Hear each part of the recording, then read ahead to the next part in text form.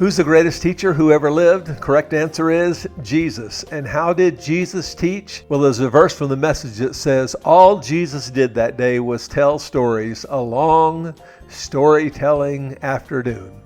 A more straightforward translation says, Jesus did not teach anything to them without telling a story. So I want to start with a story today. Bible teaching is about connecting the Bible and life, and we want to talk about both of them back and forth. You can either start with the Bible and get to life, or you can start with life and get to the Bible, but one way or another, you want to connect the Bible with life. And I want to tell you the story about real life, a story about a woman by the name of Linda. This is written up in the book by Matthew West on forgiveness. One of my daughters and I haven't spoken in years. I'll bet you have people in your class, teacher, that have not spoken to some of their kids in years. What a tragedy. And that's what we're going to talk about today. She's married now and she has children of her own. My grandchildren don't even know who I am. What a tragedy. I'm blessed to have my 6 grandchildren all live within about an hour of me. I'll be watching my newest granddaughter tomorrow morning. What a blessing that will be. And what a blessing this woman is missing by not being close to her grandchildren. For a long time, I refused to believe that I had any blame for the situation. This is how people always live. They always assume that if there's a conflict, if there's a need for reconciliation, that it's your fault. And she, by her own admission, said that this was true. But she said, if I'm being honest, I know that it isn't true. My whole life has always revolved around me. My drinking, my drug use, my boyfriends, all this while my daughters were left to fend for themselves. I never really knew how to be a mom to them. I moved where I wanted to move, even though it meant I had to uproot them from one school after another. At best, I was more of a friend at times. At worst, I was a neglectful parent who subjected them to things no child should have to experience. My pride has kept me from admitting to my estranged daughter directly. Instead, I've chosen to live only minutes away from her happy family, claiming that they are the reason for the separation. I reached out to her only when I needed money, and now I fear that the bridge between us has been completely burned.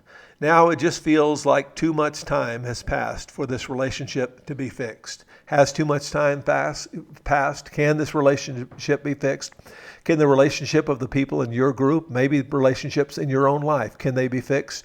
We want to look at what the Bible has to say about that question.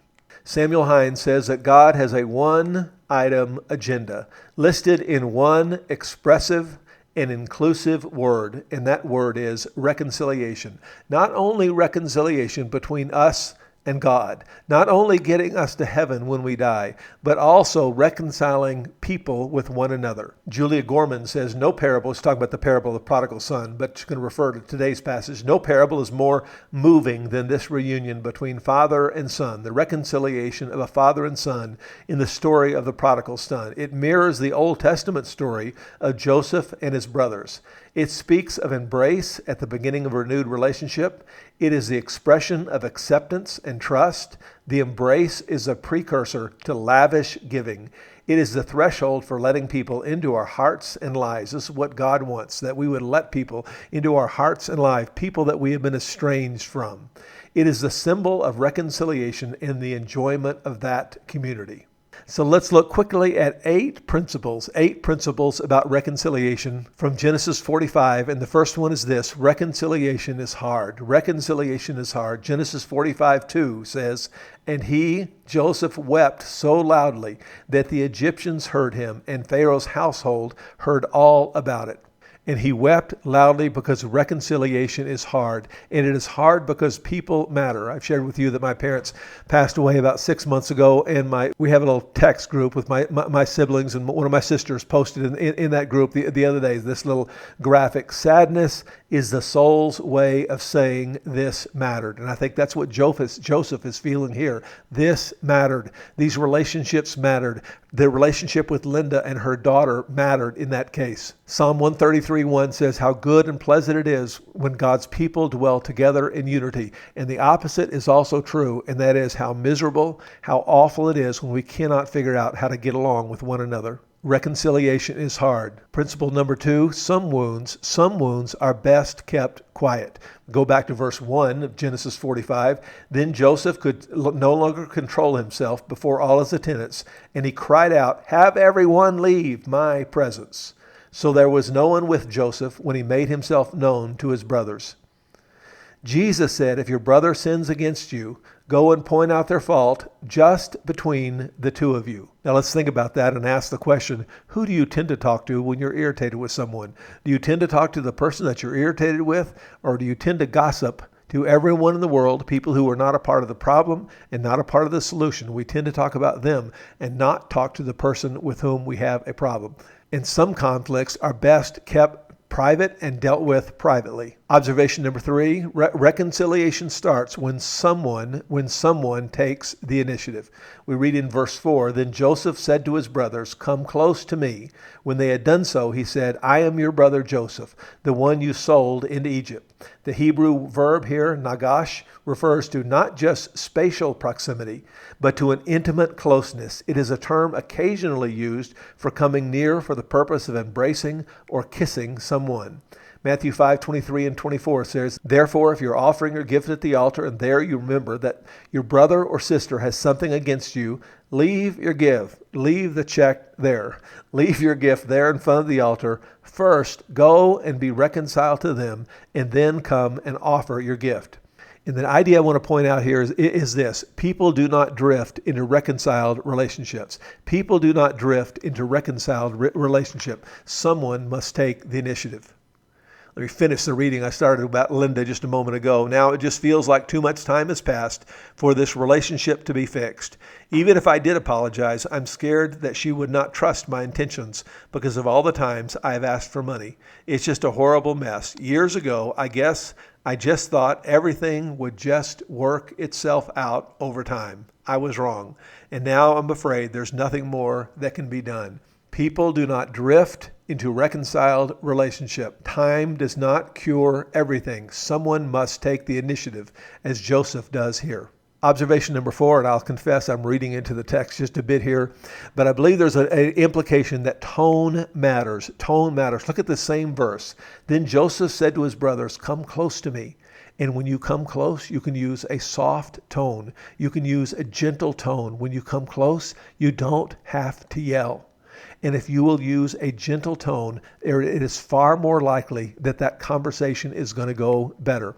Proverbs says a gentle answer, a soft answer turns away wrath. One of my favorite studies that I've read about is about two groups of doctors. One group had been sued and the other group had not been sued. And they recorded conversations that those doctors had had with their patients.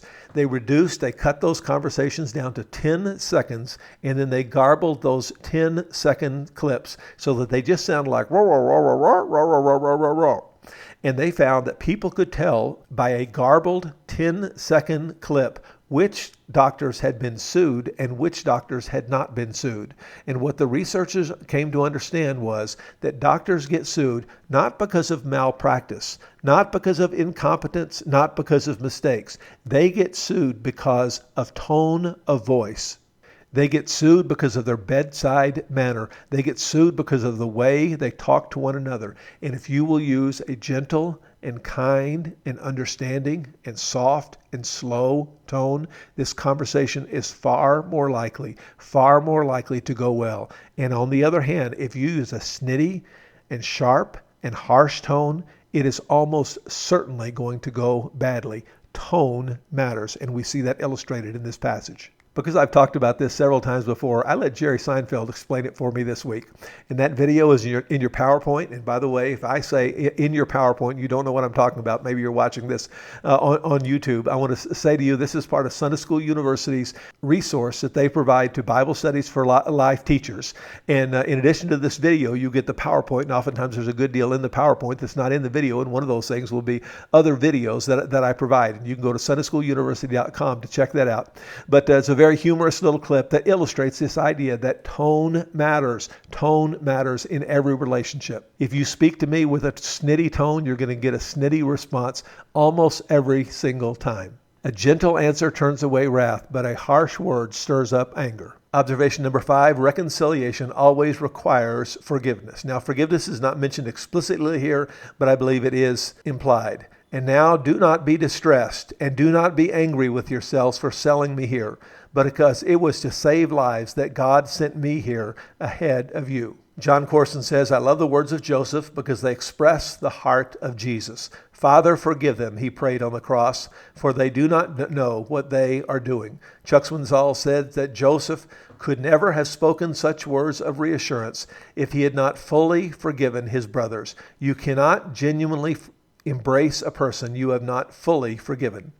And Jesus taught us to pray. Jesus taught us our daily prayer to be, forgive us our debts as we also have forgiven our debtors. And if you forgive other people when they sin against you, your heavenly Father will also forgive you. But if you do not forgive others their sin, your Father will not forgive your sins. Observation number 6, reconciliation requires a God perspective. Genesis 45:5, and now do not be distressed and do not be angry with yourselves for selling me here, because it was to save lives that God sent me here. Do you hear that language? God sent me here. There's always this tension in Scripture between God's sovereign control of the universe and human responsibility and human action. If you do not understand this tension, you will lose your soul. If you try to understand it, you may lose your mind. And you can't fully understand it, but we must try to grasp, try to hold these things in tension. That man is responsible and God is sovereign. He goes on to say, but God sent me here ahead of you to preserve you as a remnant on earth and to save your lives by a great deliverance. He'll come back and explain this again next week in next week's passage when we read, you intended to harm me, but God intended it for good to accomplish what is now being done, the saving of many lives.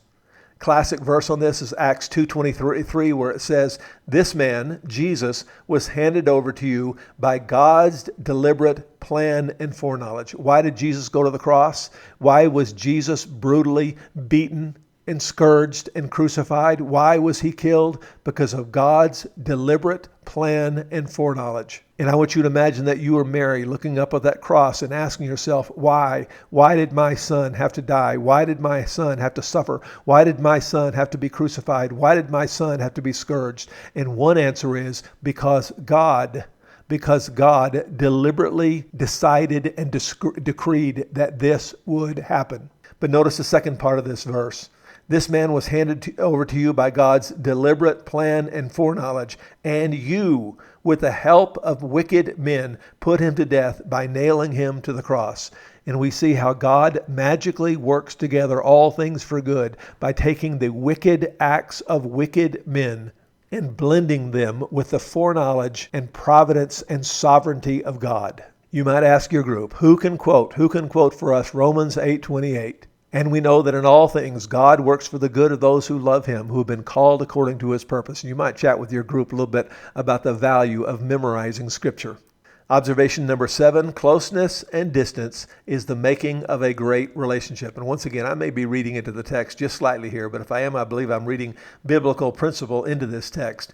But in verse 10, we read, you shall live in the region of Goshen, and you will be near me, you and your children, your grandchildren, your flocks and your herds and all you have. You will be near me, but you will not be underfoot. You will have a place of your own. You will be nearby, but you will have your own house. And distance and closeness is the making of a good relationship. Good boundaries is the making of a good relationship. And if you want to be reconciled with others, you need to find this balance of spending time with each other and being involved in each other's life, but at the same time giving each other some space and not trying to control other people. If you continue to try to control, for example, your grown children, you've tried to reconcile things in the past, but you currently continue to try to control your life, your reconciled relationship will soon be ruined. Adult children do not like being controlled by their parents.